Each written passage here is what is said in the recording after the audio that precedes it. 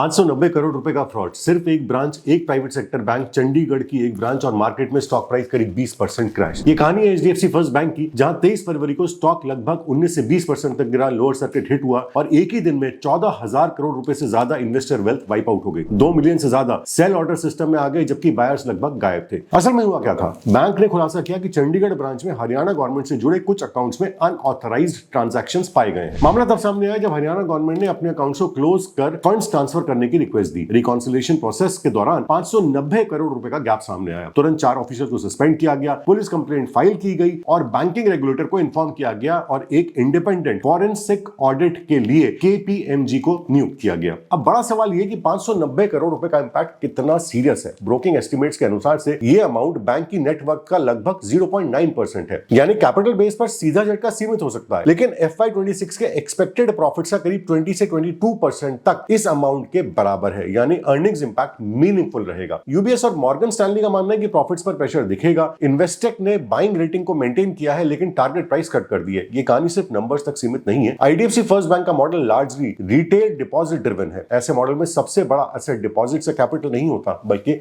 भरोसा होता है, यानी कि ट्रस्ट। और जब हरियाणा गवर्नमेंट ने बैंक को डीइम्पैनल कर दिया, साथ ही साथ स्टेट डिपार्टमेंट्स को अकाउंट क्लोज करने के ऑर्डर्स भी दे दिए, तब ये सिग्नल केवल एक फाइनेंशियल इवेंट नहीं बल्कि एक परसेप्शन इवेंट बन जाता है। अब असली बहस शुरू होती है, क्या ये आइसोलेटेड ब्रांच लेवल लैप्स है या गवर्नेंस ओवरसाइट में डीपर इशू के संकेत हैं? बैंक के सीईओ वैद्यनाथन का कहना है कि ये सिस्टम लेवल इशू नहीं है। उनके अनुसार मेकर, चेकर, ऑथराइजर कंट्रोल्स मौजूद थे और पिछले 10 सालों में ऐसा कोई इंसिडेंट नहीं हुआ है। रिकवरी के लिए बेनिफिशियरी बैंक्स को लीन मार्किंग रिक्वेस्ट भी भेज दी गई है। फिर भी मार्केट्स में परसेप्शन अक्सर नंबर से तेज भागता है। कैपिटल रिकवरी हो सकती है, प्रॉफिट आने वाले समय में नॉर्मलाइज हो सकता है, लेकिन ट्रस्ट जो बैंकिंग बिजनेस की फाउंडेशन है, उसे रीबिल्ड करने में काफी टाइम लगेगा। इस समय सभी इन्वेस्टर्स फॉरेंसिक ऑडिट रिपोर्ट का इंतजार कर रहे हैं, क्योंकि सिर्फ 590 करोड़ का सवाल नहीं है, बल्कि कॉन्फिडेंस का है। इन्वेस्टर टेक अवे ये है कि इस समय सभी लोग फॉरेंसिक ऑडिट रिपोर्ट का इंतजार कर रहे हैं, क्योंकि ये सवाल सिर्फ 590 करोड़ का नहीं है, मेजर सवाल है कॉन्फिडेंस का।